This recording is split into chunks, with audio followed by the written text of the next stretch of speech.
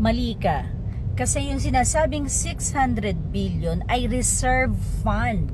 Ano ba ibig sabihin ng reserve fund? Tingnan natin nasa charter yan mismo ng PhilHealth. Saan dapat ginagamit ang reserve fund? Hindi yan dapat ginagamit sa day-to-day operation. Dapat yan, ito ang paggagamitan. Basahin natin. According to the provision of the Republic Act 11223, ang PhilHealth ay dapat merong program reserve fund.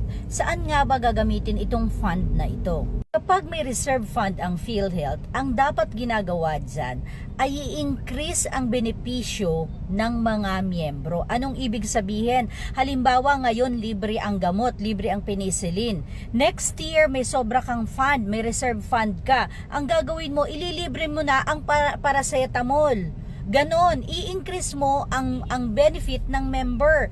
Hindi yung gagawin ng Senado ay sige penicillin pa rin kasi tatanggalan ko na kayo ng support. Kasi meron naman kayong pera Hindi po ganon. Ang dapat makinabang sa reserve fund ay ang members.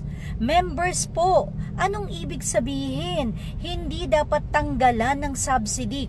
Tuloy pa din ang subsidy bagkus dadagdagan ang benepisyo ng mga members. Pero dahil tinanggal ng gobyerno ang subsidy, ang mangyayari ngayon, yung dating mga binibigay ng PhilHealth sa members, yung mga benepisyo, ganun pa din. Walang increase. Nagegets nyo ba?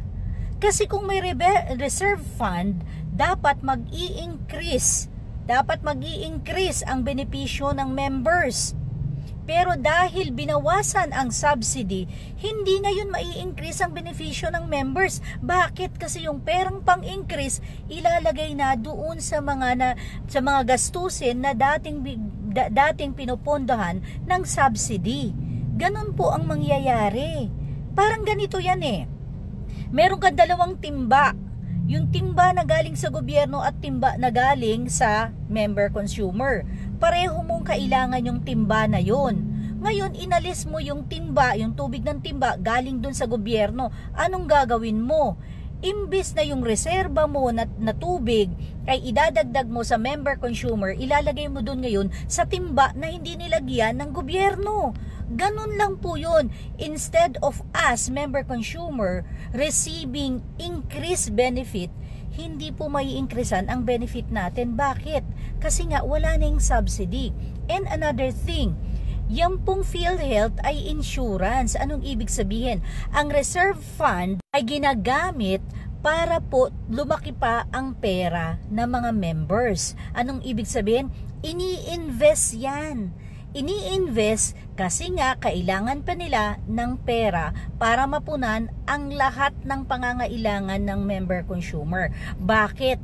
Kasi hindi naman lahat ng members ng PhilHealth ay nagbabayad. Yun lang pong may mga trabaho ang binabawasan at kinakaltasan ng PhilHealth na contribution. Yung mga walang PhilHealth contribution, nakikinabang pa rin sila sa benepisyo ng PhilHealth pero hindi sila nagbabayad. Ngayong tinanggal ang subsidy, papasanin po lahat yan ng mga paying members. So, ibig sabihin, yung mga may trabaho, sila ang papasan dun sa gastusin ng mga non-paying. Kaya mali ang desisyon ng gobyerno na bawasan ang pondo ng PhilHealth. Huwag na nating ipagtanggol ang gobyerno na to kasi mali po sila dyan.